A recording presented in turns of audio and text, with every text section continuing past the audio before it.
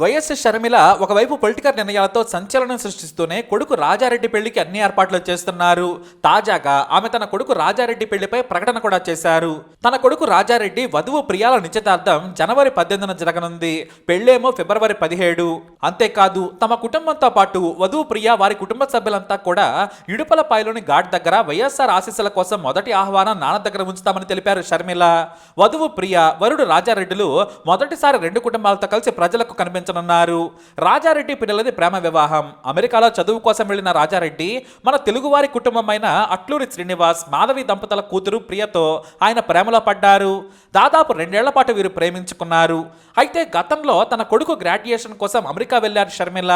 ఆ సమయంలోనే రాజారెడ్డి తన మనసులోని మాట చెప్పారట. మొదట షర్మిల అతనికి గ్రీన్ సిగ్నల్ ఇవ్వలేదు. మరోవైపు ఎన్టీఆర్ జిల్లా విజయవాడలోనే పుట్టి పెరిగారు శ్రీనివాస్. ఇక ఇతని భార్య మాధవిది పెనుగంచిప్రోలు. వీళ్ళు చాలా ఏళ్ల క్రితమే అమెరికాలో స్థిరపడ్డారు. వీరి ప్రేమకు మొదట 2 కుటుంబాల నుంచి ఒకేసారి గ్రీన్ సిగ్నల్ రాలేదు. ఎందుకంటే మతాలు వేరు, పైగా వేరువేరు దేశాలు. ఇక రాజకీయ కుటుంబానికి చెందిన వైఎస్ షర్మిలకు అమెరికాలో వ్యాపారం చేసే శ్రీనివాస్ కుటుంబానికి మధ్య చాలా తేడాలున్నాయి. కానీ రాజారెడ్డి ప్రియలు పట్టుబడటంతో 2 వైపులా కుటుంబాలు పెళ్లికి గ్రీన్ సిగ్నల్ ఇచ్చారు. అఫీషియల్ గా రాజారెడ్డి ప్రియల పెళ్లిపై ప్రకటన చేయకముందే బయటకు ఈ వార్త లీక్ అయింది. అమెరికాలోని సన్నిహితుల ద్వారా ఈ వార్త బయటకు వచ్చింది.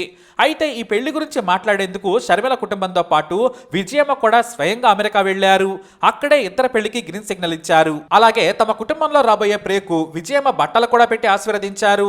మరోవైపు కొడుకు రాజారెడ్డి సంతోషం కోసం తానేమైనా చేస్తానని షర్మిల అందరికీ చెప్పారట. కలిసి ఉండాల్సింది వారు, ప్రేమించుకుంది వారు, నాకు ప్రేమ విలువ తెలుసు, వారి ప్రేమకు మేము ఒప్పుకుంటున్నామని చెప్పేశారు. అమెరికా నుంచి వచ్చిన ప్రియ కుటుంబం ఇప్పటికే సంప్రదాయబద్ధంగా పెళ్లి సమయాలను, నిశ్చితార్థ తేదీలను కూడా ప్రకటించారు. ఆహ్వాన పత్రిక కూడా సిద్ధం చేసుకున్నారు. మొదటి ఆహ్వాన పత్రికను 2 కుటుంబాలు వైఎస్ఆర్ ఘాట్లో వైఎస్ సమాధి దగ్గర ఉంచి ఆశీస్సులు తీసుకుంటారు.